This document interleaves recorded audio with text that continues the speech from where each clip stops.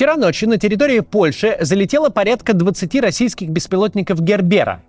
Это легкие дроны, склеенные буквально из подручных материалов, не несущие боевой части, но внешне похожие на шахеды.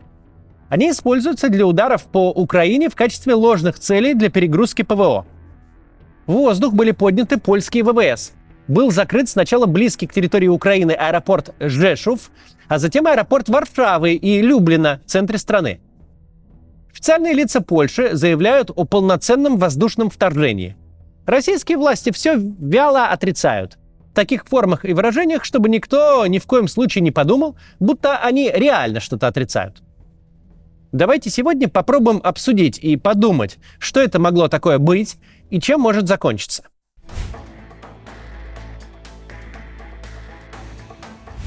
Есть кое-что весьма характерное в этой атаке, что сильно отличает ее от всех предыдущих прилетов по граничащим с Украиной странам НАТО, которых на самом деле было много. Дроны то и дело прилетают куда-то в приграничье. Туда же регулярно падают осколки российских ракет и украинских средств ПВО. Все это дело сыплется на территорию той же Польши так часто, что никто давно уже не преподносит это как новость. От этих прилетов в Польшу уже даже жертвы были. Но здесь совсем другой случай. 2 десятка дронов вряд ли могли одновременно сойти с ума. Залетели они очень хорошо так, вглубь на территорию Польши и неприлично далеко от украинской границы. Польские официальные лица вполне недвусмысленно заявляют о воздушном вторжении. Хотя страна уже давно де-факто граничит с зоной боевых действий, и раньше ее руководство в паникерстве замечено не было. На момент записи этого ролика не появилось ни одного официального лица, ни одного заслуживающего доверия эксперта, который хоть как-то пытался бы посмотреть на ситуацию под иным углом. Все сходятся во мнении, что дроны-приманки были целенаправленно выпущены именно по территории Польши. Перед нами первый за всю войну с Украиной случай, когда никто не сомневается, что Россия специально нарушила воздушное пространство страны НАТО. Все лишь задаются вопросом, зачем она это сделала. Был ли этот налет выявлением средств ПВО Польши? Или политическим тестированием НАТО в Европе? Или проверкой, сойдет ли с рук нечто подобное? Можно ли безнаказанно атаковать страну-члена Альянса так, чтобы в ответ не получить ничего, кроме глубокой озабоченности? Или это просто была демонстрация сил и возможностей в целях запугивания? Способ показать, даже не ракетами, даже дешевыми дронами, которые фиг собьешь, когда они в большом количестве, Путин способен натянуться настолько далеко. Версии эти, надо сказать, друг другу совершенно не противоречат. Возможно, даже верны все 3.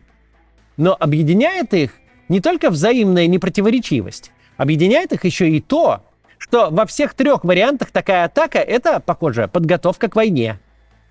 И действительно, а зачем тестировать польское ПВО, если не рассчитываешь столкнуться с ним в боевом применении? Зачем проверять, сойдет ли с рук атака на страну НАТО, если воевать с НАТО не собираешься? Зачем запугивать Европу, если в твои планы не входит развязать себе руки для военного вторжения и заранее сделать так, чтобы европейцы побоялись ввязываться в такую новую войну? К какому бы выводу мы ни пришли в такой ситуации, они все будут очень плохими, просто по определению. Из вторжения российских беспилотников в Польшу просто невозможно вывести ни одной хорошей гипотезы. Тут важно не забывать, прилет по Польше не изолированное событие. Оно произошло во вполне конкретном контексте, во вполне конкретный момент. Произошло на фоне разглагольствования Николая Патрушева о Балтийском море как арене уже идущей войны. На фоне очередных откровений Дмитрия Медведева о Финляндии как новой главной угрозе. На фоне уже вот-вот начинающихся военных учений в Беларуси «Запад-2025». На фоне все более явного намека Дональда Трампа на возможный отказ заступаться за своих союзников в Балтии, выраженного в данном случае в прекращении финансирования войск НАТО в этом регионе. Самих по себе этих опасных разговоров на фоне учений уже было бы достаточно, чтобы начать беспокоиться. Но уж когда по Польше начинают дроны летать, какие вообще могут быть вопросы? Нет никакого справедливого и обоснованного объяснения произошедшему вчера ночью, если не считать его частью подготовки к новой войне. Разве что только в голову приходит запугивание на фоне этих слухов, потому что Путину весело это делать. Но это объяснение выглядит слабее.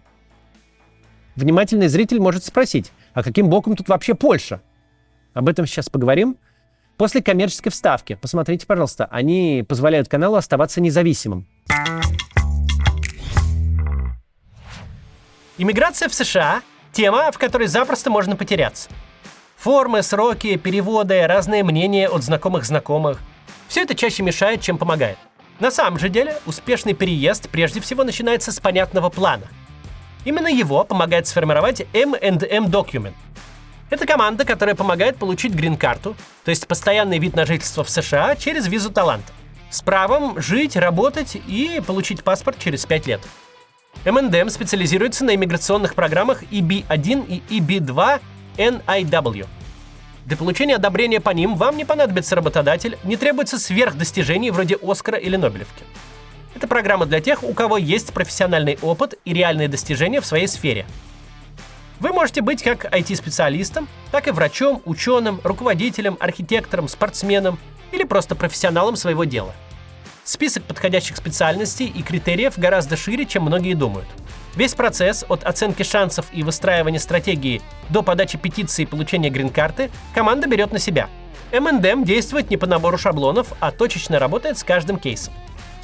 Офис компании находится в Нью-Йорке. Их специалисты хорошо понимают, как проходит процесс одобрения. У них был опыт работы со сложными кейсами и с другими иммиграционными программами. До 1 октября по промокоду CATS у них действует скидка в 25% на подготовку кейса по программам EB-1 и EB-2 NIW. Чтобы узнать, подходит ли ваш случай для этих программ, оставьте заявку по ссылке в описании. С вами свяжутся, подробно расскажут, как все устроено. Вы сможете записаться на консультацию с экспертами, которые дадут вам четкий план действий, рекомендации и при необходимости сопроводят при подготовке кейса и помогут получить грин-карту. Скидка в 25% действует только до 1 октября. Успейте ее получить, ссылка в описании.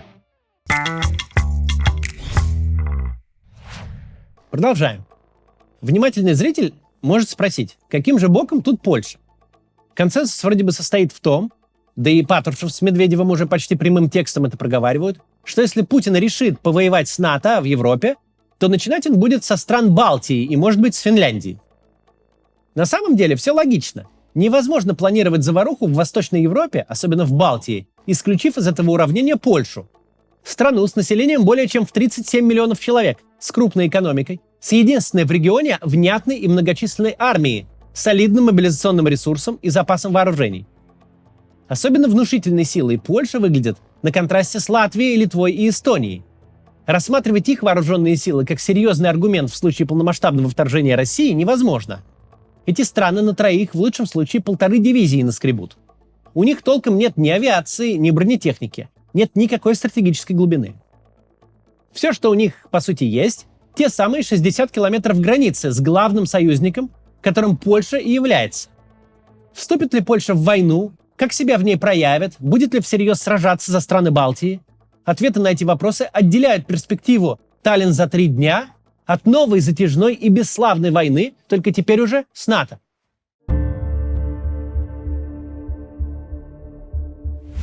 Если считать произошедшее тестом, то какие выводы из него можно сделать? Мы не военные аналитики и не будем рассуждать о том, как отработало польское ПВО, но можем поговорить о реакции политической. Польша отреагировала очень собрано. Судя по тому, что польское государство пошло на закрытие своих главных воздушных ворот, остановив работу аэропортов в глубине страны, в том числе Варшавы, польские власти к угрозе из России относятся очень серьезно. Никто не стал ничего смягчать и никого обнадеживать. Наоборот, произошедшее названо именно что вторжением.